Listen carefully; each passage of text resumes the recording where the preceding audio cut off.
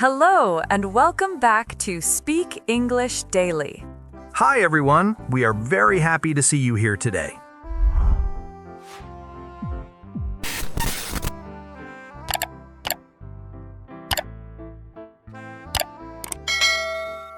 Hello, everyone, and welcome back to Speak English Daily, the place where learning English feels natural, calm, and enjoyable. I'm Anna. And I'm Mike. Hello, Anna. And hello to all of you listening right now, wherever you are in the world. It really means a lot that you're spending this time with us. It really does. And Mike, I have to say, there's a certain feeling in the air today. Can you feel it? I can. It's that moment when the year is almost over. The days feel a little quieter, a little more thoughtful. People start looking back and also looking forward. Exactly. The calendar is about to change, and suddenly everyone is talking about new beginnings, fresh starts, and plans for the future. Which is why today's topic feels so perfect. Today, we're talking about New Year, how to talk about New Year in English, your celebrations, your plans, your hopes, and yes, those famous New Year's resolutions. New Year is such a powerful moment. It's not just a holiday, it feels emotional for a lot of people. It really does. It's the end of one chapter and the beginning of another. Even if nothing magically changes at midnight, it still feels meaningful. And for English learners, New Year is a wonderful topic. There are so many common phrases, traditions, and conversations connected to it. These are things people talk about everywhere. At work, with friends, with family, someone will always ask, "So, what are you doing for New Year?" Or, "Do you have any New Year's resolutions?" Exactly. And by the end of this episode, you'll feel much more comfortable answering those questions in English. Before we get into everything, we just want to take a quick moment to speak directly to you, our listeners. Yes, if you enjoy these real conversations and you want to improve your English step by step, please subscribe to Speak English Daily. When you subscribe, you don't just support the channel, you become part of this learning community, and that really matters to us. And if this episode helps you even a little, give it a like. It helps other English learners find us too. And share it with a friend who's learning English. Practicing together makes everything easier and more fun. Thank you for being here, truly. Now, Mike, before we jump into stories and conversations, I think we should start with some important New Year vocabulary. I agree. A few key words can really change how confident someone feels when speaking. Exactly. So let's slow down and explain them clearly. Mike, what's the first word? The first word is resolution. Resolution. This is a big one. A resolution is a promise you make to yourself for the new year. It's something you want to change or improve in your life. Yes, it's a personal goal. For example, last year, my resolution was to wake up earlier in the morning. Oh, that's a tough one. Did you keep it? Honestly, some days yes, some days no, but I tried, and that matters. It really does. And that brings us to two very useful phrases. When you follow your resolution, we say you keep your resolution. And when you stop following it, we say you break your resolution. A lot of people break their resolutions by February. That's true. And if that happens, it's okay. New Year isn't about being perfect. It's about trying and learning. Exactly. Okay, let's move to the next word. The next word is countdown. Countdown. This is the moment right before the new year begins. Yes, a countdown is when we count backwards. 10, 9, 8, 7, all the way to 0. People do this together on New Year's Eve, just before midnight. And there's so much energy in that moment. Everyone is watching the clock, waiting for the year to change. I always feel my heart beat faster during the countdown. Me too. It's exciting and emotional at the same time. Okay, the next word is toast. Toast is an interesting one because it has two meanings. Right. Toast can be bread that is brown and crispy. But on New Year, a toast is something different. It's when you raise your glass and say something kind or hopeful before drinking. For example, someone might say, "To a happy new year," and then everyone drinks. And we can also use toast as a verb. You can say, let's toast to the new year. That simply means, let's celebrate together with our drinks. Whether it's champagne, juice, or water, it's the meaning that matters. Absolutely. Okay, next phrase. Ring in the new year. I love this phrase. Me too. It's very festive. To ring in the new year means to celebrate the arrival of the new year. You can say, we rang in the new year with friends, or how are you going to ring in the new year? It sounds warm and joyful. And finally, one more phrase that's very important. Turn over a new leaf. This is an idiom. Yes, an idiom is a phrase where the meaning is not clear just from the individual words. Turn over a new leaf means to make a positive change in your life, to start fresh, to behave differently. For example, you could say, this year I want to turn over a new leaf and be more patient. It's a hopeful phrase. It feels gentle, not strict. Exactly. So let's quickly review. We have resolution, countdown, toast, ring in the new year, and turn over a new leaf. These words will come up again and again in real conversations. And now that we've explained them, we can start using them naturally. I'm ready. Me too. Let's start talking about New Year the way people really do. So, Mike, now that we've talked about the words, I'm curious. What are you actually doing on New Year's Eve this year? Honestly, I'm still deciding. Part of me wants to go out, be around people, feel that energy, and another part of me just wants a quiet night. I completely get that. New Year's Eve can feel exciting and exhausting at the same time. Exactly. When I was younger, I loved big parties. Loud music, crowded rooms, everyone shouting during the countdown. Let me guess. Now you're more selective. Very. These days, I care more about who I'm with than where I am. That's such an important shift. I feel the same way.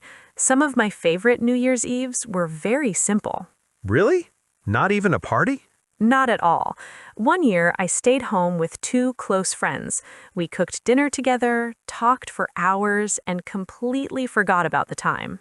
Wait, really? You forgot about the countdown? Completely. We suddenly looked at the clock and realized it was already midnight. That's kind of perfect, though. It was. We laughed, hugged, and made a very late toast with whatever drinks we had. That sounds more meaningful than a crowded room. It was. And that's the thing about New Year's Eve. People think it has to look a certain way. Big party, fancy clothes, loud celebration. Yes, but for many people, a quiet night feels much better. I remember one year when I forced myself to go to a party because I thought I should. Oh no, that never ends well. It really didn't. I spent the whole night checking the time, feeling tired, wishing I was home. That feeling is the worst. You're surrounded by people, but you feel disconnected. Exactly. And when midnight came, everyone was cheering, and I just felt empty. That's such an honest thing to say, and I think a lot of people feel that way but don't talk about it. New Year brings a lot of emotions, hope, excitement, but also pressure. Pressure to be happy, pressure to feel excited. Yes, but emotions don't work on a schedule. That's so true. Some years, New Year feels joyful. Some years, it feels quiet or reflective. And both are okay. Absolutely. So this year, what are you leaning toward? I think I'll spend it at a friend's place, not a big party, just a small group. That sounds nice. What will you do? We'll probably hang out, eat too much food, and talk about the year. Hang out is such a useful phrase. It sounds relaxed, not planned or formal. Exactly. No schedule, no pressure, just being together. Will you watch the countdown? Yes, definitely. We'll put it on TV a few minutes before midnight. I love that moment when everyone gets quiet and starts counting together. Me too. 10, 9, 8.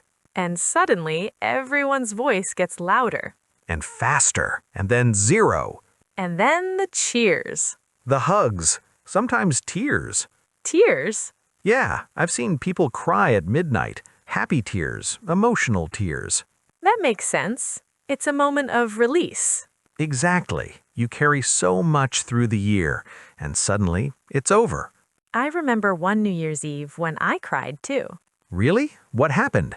Nothing bad, it was just a hard year, and when midnight came, I felt relief. Like you survived it. Yes, that's exactly how it felt. That's powerful. People don't talk about that side of New Year. They don't, but it's very real. So after the countdown, do you usually make a toast? Always, even if it's just water in my glass. Same here. It's not about the drink. It's about the words, the intention. What do you usually say? I like simple toasts, something like, to health, peace, and another year together. I love that. Not too big, not too dramatic. Exactly. What about you? I usually say, here's to showing up again next year. Oh, I really like that. Life isn't about huge wins all the time. Sometimes just showing up matters. That's such a meaningful thought, and that's what New Year's Eve gives us, a pause. Do you have any specific traditions you always do at midnight? In my family, yes. We open the front door right at midnight. I remember you mentioning that earlier. I love that tradition. It feels symbolic, letting the old year go, welcoming the new one in. It's simple but powerful. And my mom always insists on it, even if it's cold. That's dedication. She says if you don't open the door, the new year can't come in. I love that logic. Me too. Traditions don't have to make sense, they just have to feel right. That's so true. And after that, we usually sit down again and talk. About the year? About everything. Funny moments, difficult moments, random memories. That sounds very grounding. It is. It reminds me that life is made of small things. And New Year's Eve brings those small things into focus. Exactly. You know, Mike, after all that talking and celebrating, New Year's Eve always fades into something quieter for me. And that's usually when my thoughts turn to resolutions. Same here. It's almost impossible not to think about them. Even people who say they don't believe in New Year's resolutions still end up reflecting in some way. Exactly. It's like the question appears on its own. You wake up one day and suddenly think, okay, what now? Yes. What do I want this year to look like? What do I want to change? What do I want to keep the same?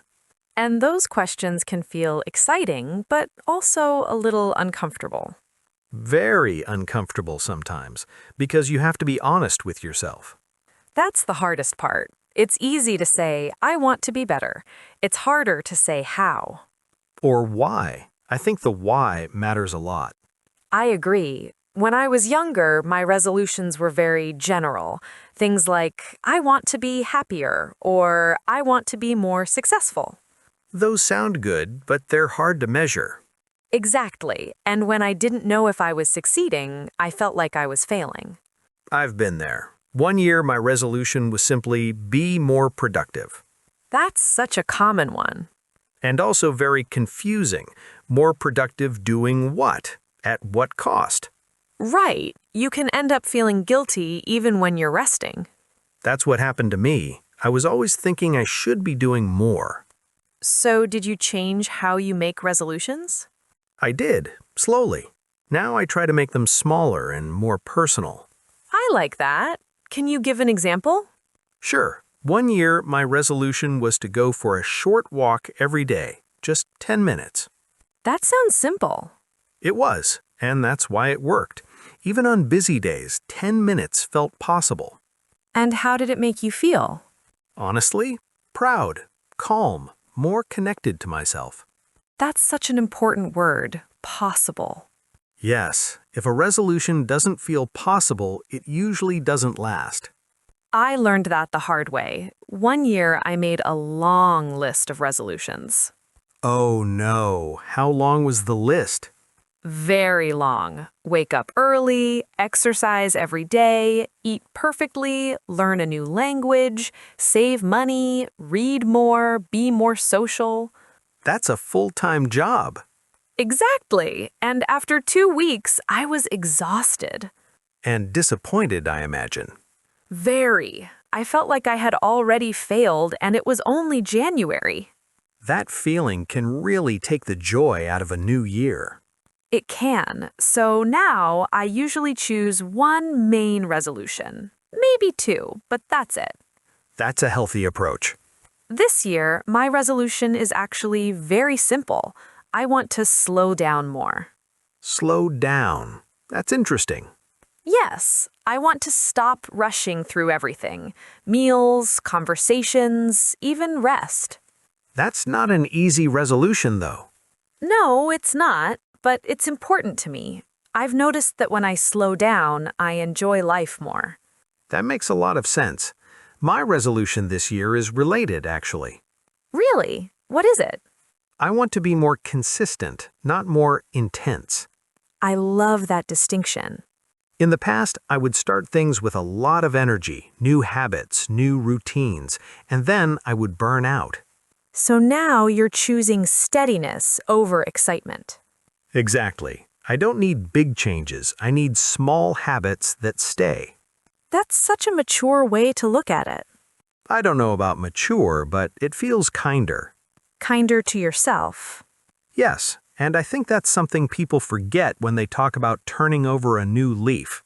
That phrase can sound very strict, like you have to become a completely different person. But really, it just means making a positive shift. A gentle shift. Exactly. You're not erasing who you are, you're adjusting. That's such an important message for our listeners. Especially for English learners, too. Progress doesn't have to be fast.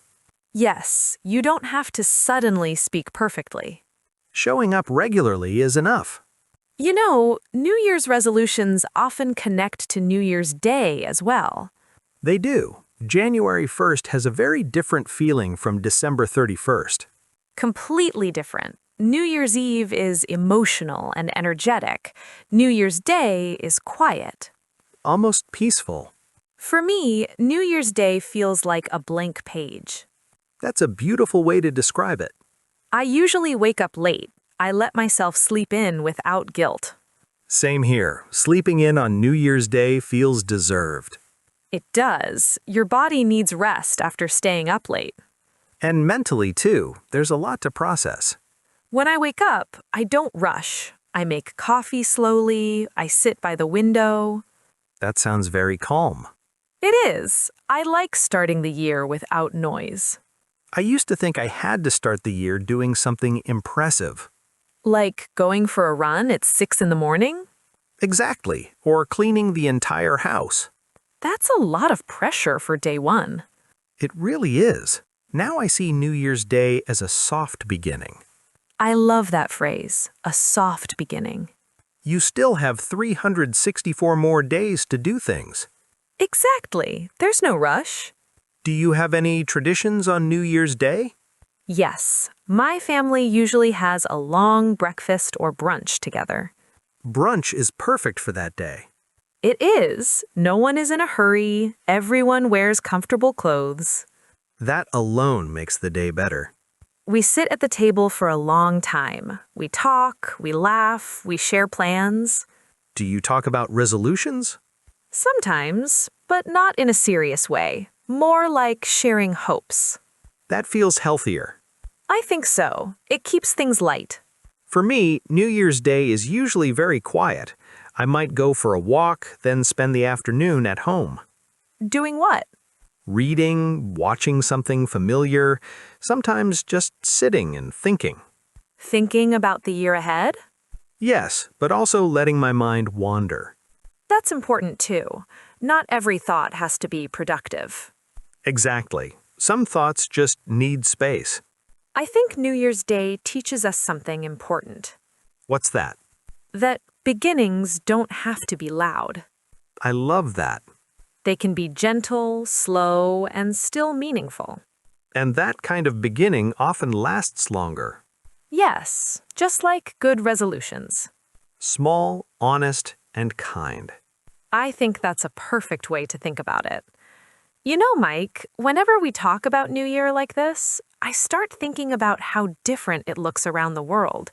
Same moment in time, but so many different ways of welcoming it. That's such a good point. Midnight arrives clearly, but the meaning people attach to it can be completely different depending on where they are and how they grew up. Exactly. And I think that's one of the most beautiful things about New Year. It's universal, but it's also deeply personal and cultural. I agree. I remember the first time I learned about how other countries celebrate New Year, I was genuinely surprised. Me too. It made me realize that there isn't one right way to do it. Yes, for example, some cultures focus a lot on cleaning before the new year begins. That idea really resonates with me, cleaning as a way of letting go. Exactly. In some places, people clean their homes very carefully in the days before New Year. They want to remove bad luck and make space for good things. I love that symbolism. Even if you don't believe in luck, the act itself feels refreshing. It does. A clean space can really affect how you feel mentally. Definitely. I know that when my space is messy, my thoughts feel messy too. Same here. And then there are traditions that are much more playful. Like the ones involving food? Yes, food plays such a big role in New Year's celebrations everywhere. I once read about people eating certain foods for luck, not because they love the taste, but because of what the food represents. Exactly. Some foods represent wealth, some represent long life, some represent happiness. And then there are the really surprising traditions. Like breaking plates. Yes, when I first heard about that, I thought, wait, really? I had the same reaction. Intentionally breaking plates sounds stressful. But in that culture, it's actually a sign of friendship and good wishes. It shows how different values can be expressed in very different ways. I've been there too. Now I try to balance it. I ask myself, what did I learn? That's a powerful question. Because even difficult experiences can teach us something valuable. And sometimes just surviving a hard year is an achievement. Absolutely. Not every year is about success or progress. Some years are about endurance. And that deserves recognition. It really does. And alongside reflection, I think gratitude naturally appears. Yes, gratitude changes the tone of everything. When you take a moment to notice what you're thankful for, things feel lighter. Even small things. Especially small things. A kind message, a quiet morning, a shared meal. I like to think about those moments during New Year. Me too. It helps me feel grounded. And hopeful. Hope is such a big part of New Year. It really is. Even people who are skeptical still feel it a little. There's something about turning the page. A fresh start. A chance to reset. Reset is such a comforting word. It is. It means you don't have to carry everything forward. You can choose what to take with you. And what to leave behind. That choice feels empowering. And that's why New Year matters, even though it's just a date. Humans need moments like this. Moments to pause. To reflect. To imagine something better. And to remind ourselves that change is possible. Even small change. Especially small change. You know, Mike, I think our listeners might be feeling all of this too. I think so. And that's why I'd love to invite them into the conversation. Me too. We don't want this to be a one-way discussion. Exactly. So here's a little challenge for you, our listeners. Take a moment and think about one resolution for the new year. It doesn't have to be big or impressive. It can be something gentle. Something meaningful to you. And if you feel comfortable, share it in the comments. Try using the phrases we talked about today. You can say, my resolution is to, or this year I want to turn over a new leaf and... Don't worry about making mistakes. Making mistakes is part of learning. We read your comments and we truly enjoy hearing from you. It reminds us that we're learning together. And before we say goodbye, we just want to gently remind you to subscribe to Speak English Daily. Subscribing helps you keep learning with us one conversation at a time. And if you found this episode helpful, give it a like. And share it with someone who's also learning English. Maybe you can talk about your New Year plans together. That's one of the best ways to practice. Thank you so much for spending this time with us. We really appreciate it. From both of us, we wish you a peaceful, hopeful, and meaningful New Year. May you keep the resolutions that matter and forgive yourself for the ones you don't. May you ring in the new year in a way that feels right for you. And may you continue practicing your English, little by little, every day. We'll be here with you. See you in the next episode of Speak English Daily. Happy New Year. Happy learning. Goodbye.